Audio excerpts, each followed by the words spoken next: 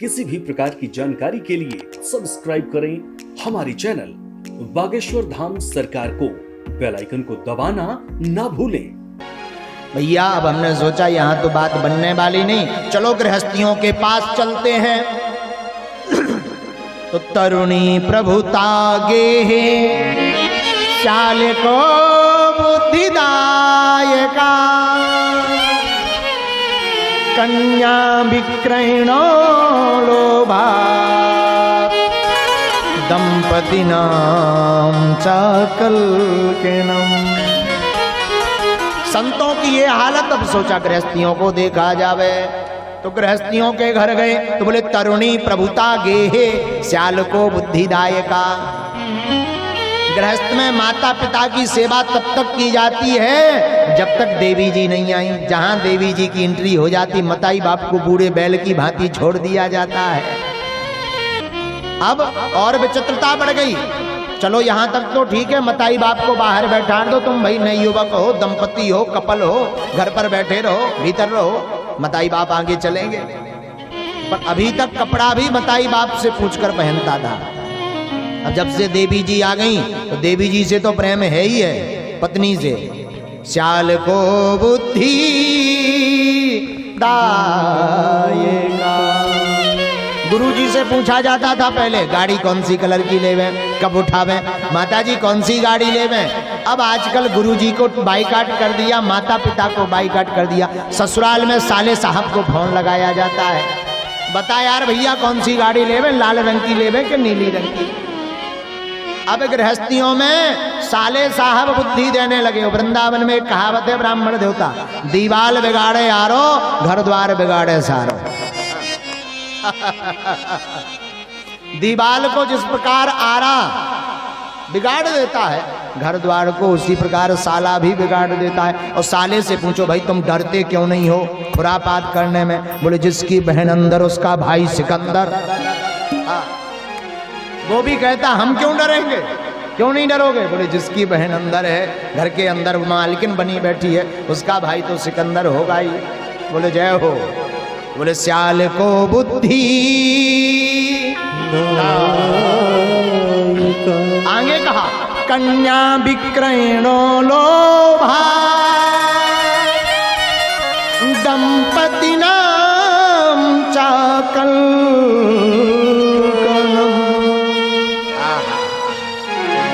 पहले संबंध हुआ करते थे, शादी होती थी तो संबंध होते थे।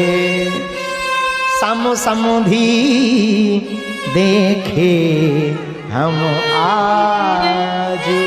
रामायण में रामचरितमानस में जब भगवान राम जी का विवाह होता है, गोस्वामी जी पंक्ति लिखते हैं दशरथ और जनक जी के दोनों के मिलन की। सम समधि देखे हम आज। हमने आज सम समधि, समधि का मतलब होता दोनों समान हो। लेकिन आजकल क्या हो गया, कन्या को बेचा जाता है। कन्या विक्रयणो लोभा। कितने लोभी हो गए व्यक्ति। लड़का की बोली लगती, हमारा लड़का 11 लाख में बिकेगा, एक गाड़ी ऊपर से चाहिए, नहीं तो विवाह नहीं होगा। ठटरी के बड़े है? लड़का को बेच रहा है। अरे बुद्धि तेरी ठिकाने भी है कि नहीं है? लेकिन आदमी बड़े विचित्र है। 11 लाख लगेगा, 5 लाख लगेगा तभी शादी होगी। जो ज्यादा देता है वही सामंजस्य हो जाता है। और कई जनों की होती नहीं तो लड़की खरीदते हैं। लोग लड़की को बेच करके माता पिता लड़की का धन खाते हैं। बेटी को नौकरी करवा करके खुद खाते हैं, भोजन करते हैं, उसका पाप लगता है। उसे कहते हैं कन्या विक्रयणो लोभा दंपति नाम चाकल्किनम। भैया हमने ये जब गृहस्थ में भी विचित्रता देखी, नारद जी कहते हैं, तो हमने गृहस्थियों से भी टिकट कटवा ली, भाग गए। अब सोचा कहाँ जाया जाए, सत्संग कहाँ मिले। नारद जी बोले हमारे मन में तो एक ही बात थी, सत्संग करना है। इतने में सोचा ब्रजधाम वृंदावन जाया जाए। क्यों? ब्रज वृंदावन श्री ठाकुर जी की भूमि है। भक्ति देवी की भूमि है, वहां कहीं ना कहीं हमें भगवान की कथा का रस प्राप्त हो ही जाएगा। लेकिन एक घटना घट गई भैया, हम वृंदावन गए और तत्राश्चर्यं मया दृष्टम श्रूयतां तन्मुनीश्वरा एका तु तरुणी तत्र निसन्ना खिन्नमानसः खिन्नमानसः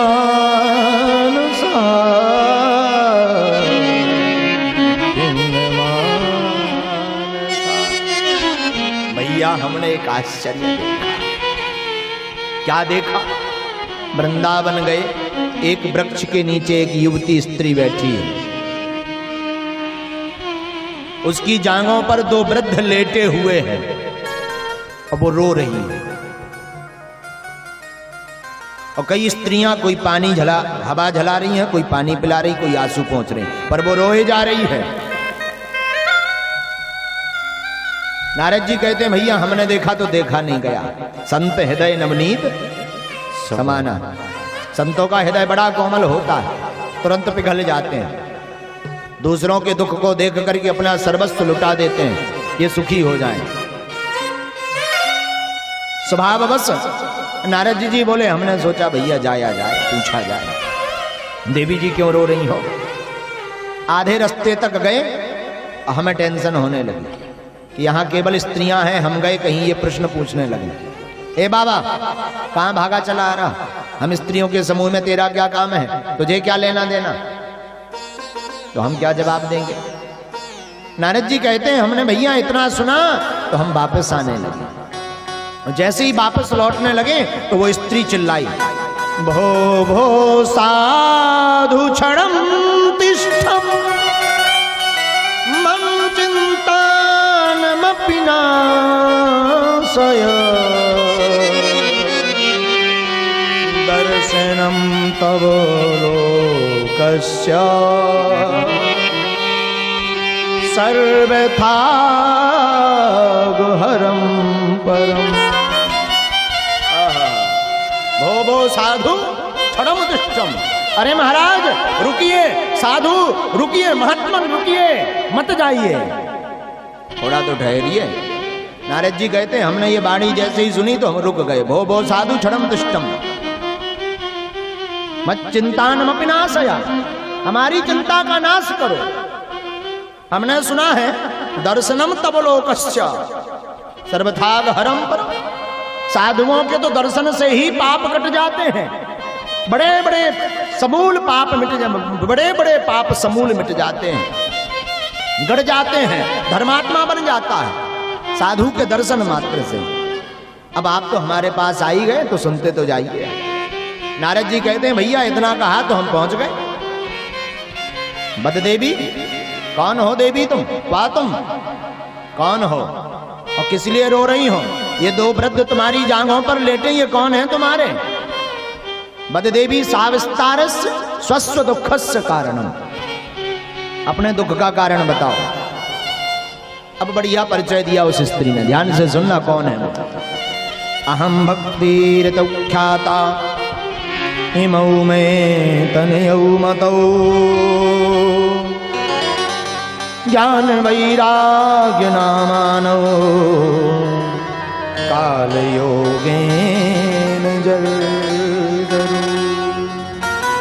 महाराज हमारा नाम है भक्ति देवी, हमें लोग भक्ति देवी कहते हैं। ये जो दो वृद्ध लेटे हैं हमारी जांघों पर, हमारे बेटे हैं। बड़ी विचित्र बात, मां जवान है, बेटा बूढ़े हो गए।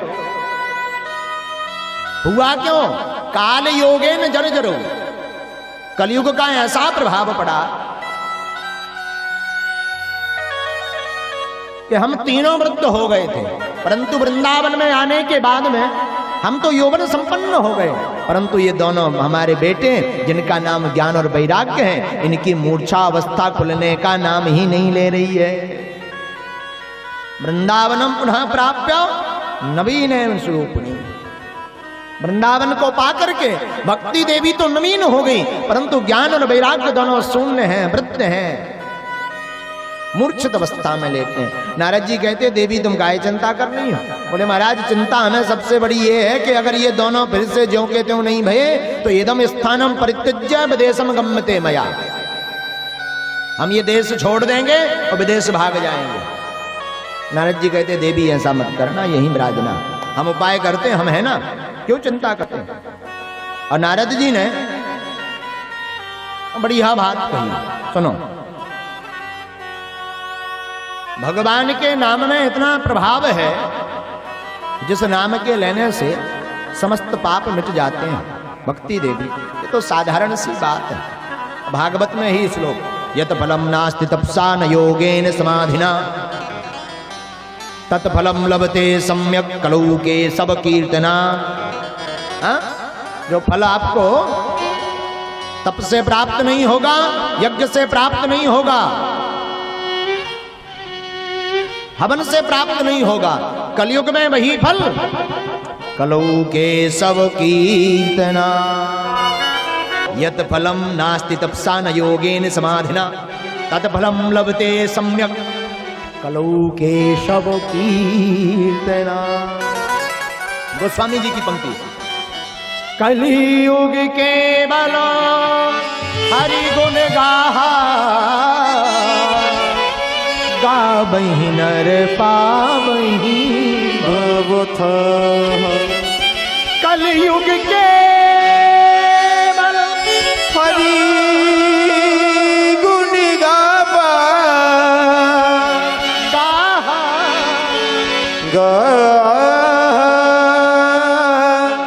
हरि गुण गावहि नर पावहि भवथ। दूसरी पंक्ति, कलियुग के नाम आधारा सुमर सुमर नर उतरहि परा। सुमर सुमर नर उतरहि परा। केवल हरि नाम ऐसा है जिससे आप पार हो सकते हो, बाकी कोई दूसरा सहारा नहीं है। केवल एक सहारा, बोले क्या? हरि नाम का। नारद जी कहते हैं देवी आप घबरा नहीं, नाम संकीर्तनम यस्या सर्व पाप प्रणाशनम प्रणामो दुख समनस्तम नमामि चा हरिपदम। नाम संकीर्तन की महिमा तो जानो पहले, फिर घबराओ देवी जी। देवी जी कहती महाराज हमने सब कुछ कर लिया, हमारी समझ में नहीं आ रही है। और फिर क्या? नारद जी के पास जितनी चूरन चटनी थी सब लगा दी, परंतु ज्ञान और वैराग्य की मूर्छा अवस्था नहीं खुली। अब गीता पाठन मुहुर्मुहु, गीता का पाठ 1000 बार किया, थोड़ी चेतना तो जागे और फिर वो ज्ञान और वैराग्य सो जावे। अब नारद जी चिंता में पड़ गए, क्या किया जावे। इतने में आकाशवाणी हुई।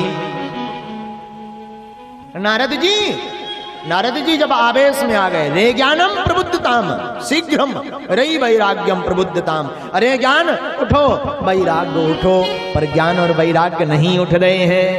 आकाशवाणी भई। नारद जी व्योम वाणी तदेव। उसी समय सुनिए, आप अगर ज्ञान और वैराग्य की मूर्छा अवस्था को खोलना चाहते हैं तो एक काम कीजिए। बोले क्या?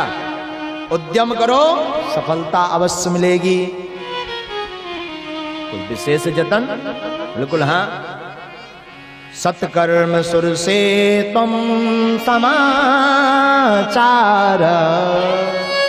आप सत्संग करिएगा, सत्संग के करने से ज्ञान और वैराग्य की मूर्छा अवस्था खुल जाएगी।